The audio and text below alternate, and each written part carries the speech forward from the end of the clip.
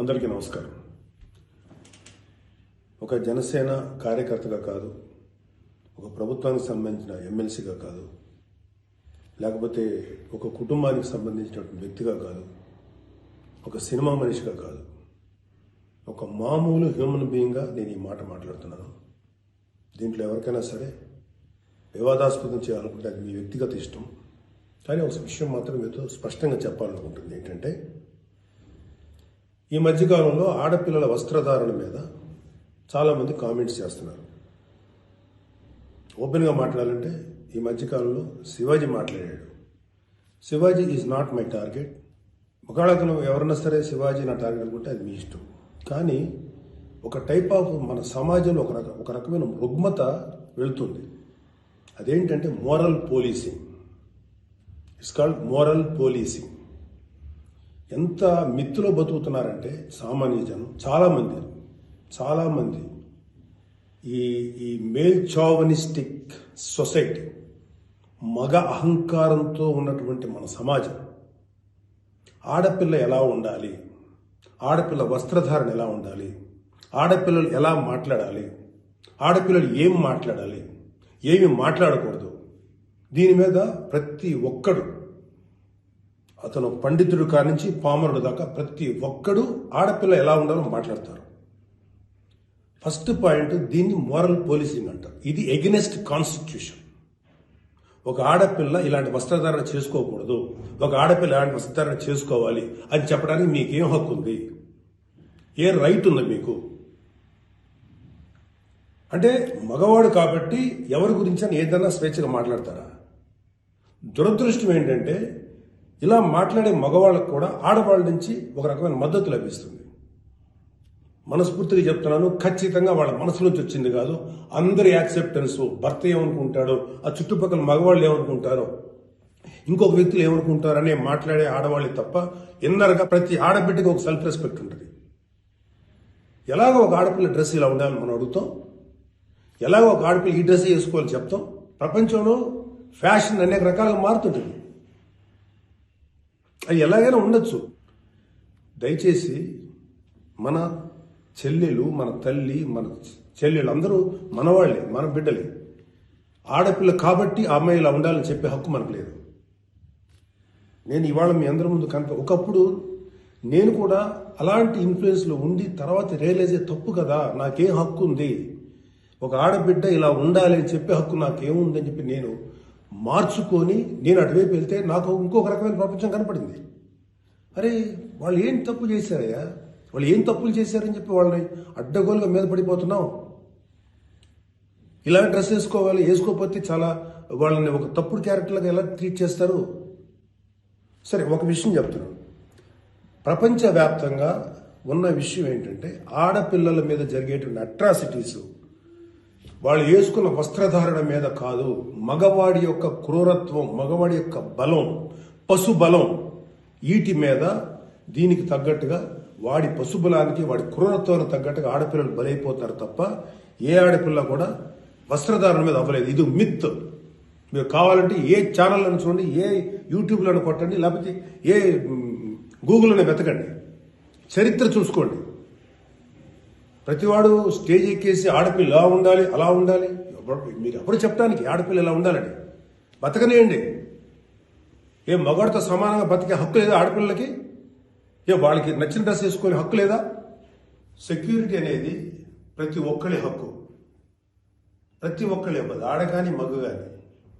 అయితే ఎస్పెషల్లీ ఆడపిల్లలు రక్షించాల్సినటువంటి వ్యవస్థలు, ఆడపిల్లలు రక్షించాల్సినటువంటి పరిస్థితులు లేవు. అంటే మోస్ట్ ఇన్సెక్యూర్డ్ ప్రపంచంలోనే ఇంకా మనం ఉన్నాం. నా యొక్క కన్సర్న్ ఏంటంటే, మీరు ఎలాగైనా ఉండండమ్మా, ఎంత స్వేచ్ఛగానే ఉండండి, ఎలాంటి వస్త్రధారణను చేసుకోండి.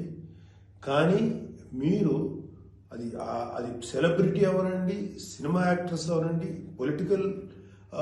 పాలిటిక్స్లో ఉన్నటువంటి ఫిమేల్ అవనండి, చిన్నపిల్లలు అవనండి, పెద్దవాళ్ళు అవనండి, మీరు బయటికి వెళ్ళేటప్పుడు, మీరు వెళ్లాల్సినప్పుడు ప్రాపర్ రక్షణ వ్యవస్థను ఏర్పాటు చేసుకోండి. వ్యక్తిగతంగా మిమ్మల్ని మీరు రక్షించుకునేటువంటి వ్యవస్థను ఏర్పాటు చేసుకోండి. మీరు అవసరమైతే ఒక ఆత్మరక్షణ సంబంధించినటువంటి విద్యలను నేర్చుకోండి, లేదా ప్రాపర్ ప్రొటెక్షన్ అంటే ఒక సెక్యూరిటీ పెట్టుకుని ముందుకెళ్ళండి. మన దురదృష్టం, మన కర్మ ఏంటంటే ఇంకా మేల్ చావనిస్టిక్ పిగ్స్ ఉన్నటువంటి మన సమాజం ఇది. దుర్మార్గులైనటువంటి మగ జాతి ఉన్నటువంటి సమాజం ఉంది. ఎలా పడితే అలాగ అవకాశం దొరికితే చిన్న పెద్ద తేడా లేకుండా పశువుల్లా ప్రవర్తించేటువంటి మనస్తత్వం చాలా మంది మగవాళ్ళలో ఉంది. పబ్లిక్లో ఒకేసారి గుంపుగా చేసేటువంటి అకృత్యానికి మేము దొరకమనేటువంటి మనస్తత్వం ఉన్నారు. మీరు ఎలా ఉండాలో అలా ఉండండి, మీకు ఎలా కావాలో అలాగే ఉండండి, ఎలాంటి డ్రెస్ వేసుకోవాలో అలాగే వేసుకోండి. తప్పలేదు. చెడ్డ పనులు చేయకండి, యాంటీ సోషల్ ఎలిమెంట్స్గా బారకండి, క్రైమ్ చేయకండి, ఇది చెప్పండి మీరు. అంతేగాని ఇలాంటి డ్రెస్ వేసుకోవద్దు, ఇలా ఉండొద్దు, ఎలా హక్కు ఉందండి మనకి? మగవాళ్ళకి ఏ హక్కు ఉందండి? మహా చెప్పాలనుకుంటే అమ్మ మీ మీద ఎవరైనా అటాక్ చేస్తే తిరిగి కొట్టగలిగేటువంటి శక్తిని సంపాదించుకోండి, డిఫెన్స్ నేర్చుకోండి. ఇది ఒళ్ళంతా బట్టలు కప్పుకున్న ఆడబిడ్డలకి ఇదే వర్తిస్తుంది. ఒక స్టైల్గానో లేకపోతే ఒక మోడర్న్గా ఆడుకున్న డ్రెస్ వేసుకున్న ఆడపిల్లలకి ఇదే వర్తిస్తుంది. దీనికి మగవాడి యొక్క చండాలమైనటువంటి మనస్తత్వం చాలా, అంటే నాట్ ఆల్ మేల్, సపోజ్ కొంతమంది క్రూయల్, ఒక ఆడదాన్ని విలాస వస్తువు చూసే ప్రతి మగ వెధవతి చెప్తున్నాం, వాళ్ళకి ఏ అయినా ఒకటే, ఒళ్ళు నిండా బట్టలు కప్పుకున్నా ఒకటే, మోడర్న్గా స్టైల్గా బట్టలు వేసుకున్న ఆడది ఒకటే. వాళ్ళు కొంతమంది గురించి ఆడపిల్ల ఇలా ఉండాలి అలా ఉండాలి చెప్పడానికి ఏంటి? మీరు ఒక్కసారి వడ్డాది పాపయ్య గారి బొమ్మలు చూసారా? మన అజంతా శిల్పాలు చూసారా? చాలా స్టైలిష్గా మోడర్న్గా ఉంటాయి. అంటే ఆడదానికి వస్త్రాలంకరణ అనేది ఆయా సమాజాల యొక్క కల్చర్ని బట్టి మారుతుంటుంది. ప్యాంటు షర్ట్ వేసుకుంటే తప్ప, చుడిదార్ వేసుకుంటే తప్ప, లేకపోతే మోడర్న్గా మిడ్డీ వేసుకుంటే తప్ప, ఇది వాళ్ళ తప్పు కాదు. వాళ్ళకి సరిగ్గా రక్షణ కల్పించలేకపోవటం, రాజ్యాంగమైనటువంటి మన ప్రభుత్వ వ్యవహారం వాళ్ళకి సరిగ్గా రక్షణ కల్పించకపోవటం ప్రభుత్వ వైఫల్యం అవుతుంది. దాన్ని ఎంకరేజ్ చేసి దాన్ని అడ్డుగా తీసుకొని ప్రభుత్వం యొక్క వైఫల్యాన్ని అడ్డుగా పెట్టుకొని దాన్ని చెల్లరిగిపోయే దుష్కర మూకల యొక్క పని తప్ప ఆడపిల్లల తప్పు కాదు. ఆడపిల్లలు వేసుకునే డ్రెస్సు వల్ల ఆడపిల్లల మీద అత్యాచారం జరుగుతుందని మీరు మీ పనికి మాలిన కామెంట్లను సపోర్ట్ చేసుకుంటూ మాట్లాడే మాట ఇది. మారిపోతుంది సమాజం. ఏఐలోకి వచ్చాం మనం, ఆర్టిఫిషియల్ ఇంటెలిజెన్స్లోకి వచ్చాం. ఇంకా ఆడపిల్ల ఇలాగ ఉండాలని చెప్పి మనస్తత్వం ఉన్న మగవాళ్ళని ఖండించండి. ఇన్ని కబుర్లు చెప్తున్నారు. నేను ఒకసారి లాంగ్ బ్యాక్ చెప్పాను, ముగ్గురు మహానుభావులు మాట్లాడిన మాటలు చెప్పాను. వాళ్ళు ఇలాగే కామెంట్ చేశారు. అప్పుడు వాళ్ళకి ఆన్సర్ చెప్పారు. ఇప్పుడు మళ్ళీ చెప్తున్నా, ఆడదాన్ని అవమానించిన ఏ ఒక్కడు కూడా బాగుపడలేదు. మన పురాణాల ప్రకారం ద్రౌపదిని నడి సభలో అవమానించిన ప్రతి కౌరవుడు సర్వనాశనం అయిపోయాడు, ఇంక్లూడింగ్ భీష్మాచార్యుడు, ద్రోణాచార్యుడితో సహా. ఇప్పుడు నేను మాట్లాడినాక నాకు 100 కామెంట్లు పెడతారు మీరు, నాకు తెలుసు. అయినా నేను నా వాయిస్ ఓపెన్ చేయకపోతే తప్పు చేసినాను అవుతాను. చాలా మంది ఆడబిడ్డలు వాళ్ళు ఎన్ని బాధలు పడి ఎంత చేసి ఇలా ముందుకు వస్తున్నారు. వాళ్ళకున్న వ్యక్తిగత సమస్యలు ఉంటాయి. ఒక ఆడపిల్లకి సంబంధించినటువంటి ఎన్నో రకాల ఇష్యూస్ ఉంటాయి. అటన్నింటినీ కాదనుకుని సమాజం గురించి బతుకుతున్నారు. ఐఏఎస్లు అవుతున్నారు, ఐపీఎస్లు అవుతున్నారు, లేకపోతే పెద్ద పెద్ద పొజిషన్స్లో ఉన్నారు, సినిమా ఇండస్ట్రీలో ఉన్నారు, లేకపోతే క్రియేటివ్ ఇండస్ట్రీలో ఉన్నారు, పెద్ద పెద్ద వ్యాపార సంస్థలో ఉన్నారు. ఆడదాన్ని గౌరవించిన ప్రతి ఒక్కరు గొప్పోడయ్యాడు. గొప్ప గురించి కూడా మాట్లాడు. రెస్పెక్ట్ ఇవ్వండి అయ్యా మా తోటి ఆడపిల్లలకి. మహా అయితే మీరేం చెప్పాలి ఆడపిల్లలకి? అమ్మ మిమ్మల్ని మీరు ప్రొటెక్ట్ చేసుకునేటువంటి స్థితిలో ఉండండి, మిమ్మల్ని మీరు రక్షించుకోండి, లేదా రక్షణగా మనుషులను తీసుకెళ్ళండి, ఏదో ఒకటి చేయండి. కాకపోతే ఏంటంటే మీకు ఇంత చుట్టుపక్కల ఇంత కరుడు గట్టినటువంటి దుర్మార్గమైన కామాంధులైనటువంటి సమాజంలో కొంతమంది ఉన్నప్పుడు వాళ్ళని మిమ్మల్ని మీరు రక్షించకుండా ఏర్పాటు చేసుకోండి. మీకు ఒక తమ్ముడుగానో, ఒక అన్నగానో, ఒక తండ్రిగానో, ఒక సోదరుడుగానో ఇది నా రిక్వెస్ట్ తప్ప మీరు ఇలా ఉండాలని మాత్రం చెప్పటం పెద్ద క్రైమ్. ఆడపిల్లలు ఉండాలని చెప్పేది పెద్ద క్రైమ్, వెరీ బిగ్ మిస్టేక్. ఇది ఇలాంటి దాన్ని మాట్లాడినందుకు ఒక వ్యక్తి యొక్క వ్యక్తిత్వం పక్కన పెడితే ఇలాంటి మాట్లాడినందుకు ఈ మాటలు సపోర్ట్ చేసేటువంటి స్త్రీల గురించి నాకు బాధ అనిపిస్తుంది. ఇలా మాట్లాడతారా? మీ తోటి ఆడపిల్లను ఒకడెవడో అంటే వాడికి సపోర్ట్ చేస్తారా మీరు? అలాంటి దుర్మార్గమైనటువంటి ఆలోచన సపోర్ట్ చేస్తారా? కమన్ మా బయటకు వచ్చి ఓపెన్ చేయండి, మీ మౌత్, మీ వాయిస్ ఓపెన్ చేయండి, ఫైట్. ఈ చాదస్తపు మెంటాలిటీ ఉన్నటువంటి మగ వెధవులకి ఇలాంటి ఆలోచించే సన్నాసులకి, అలాగే ఇలాగ దాన్ని సపోర్ట్ చేసే పిచ్చి వాళ్ళు ఆడవాళ్ళు, ఆ మగవాళ్ళ యొక్క అణిచివేతకు గురైతున్న ఆడవాళ్ళు మాట్లాడే మాటలకి మీరు ఎదురించి మాట్లాడమ్మా. Please come and voice out. ఎంతసేపటికి సమాజంలో ఇలాగా ఆడబిడ్డలు విక్టిమ్స్ అయిపోయారు, ఎన్ని రకాలుగా అవమానించబడుతున్నారు, హింస చేయబడుతున్నారు, హింస పెట్టబడుతున్నారు. వాళ్ళని మీరు సపోర్ట్ చేయాలి. వాళ్ళని సపోర్ట్ చేయకుండా వాళ్ళ మీద అట్రాసిటీస్ చేసే వాళ్ళని సపోర్ట్ చేస్తారేంటి?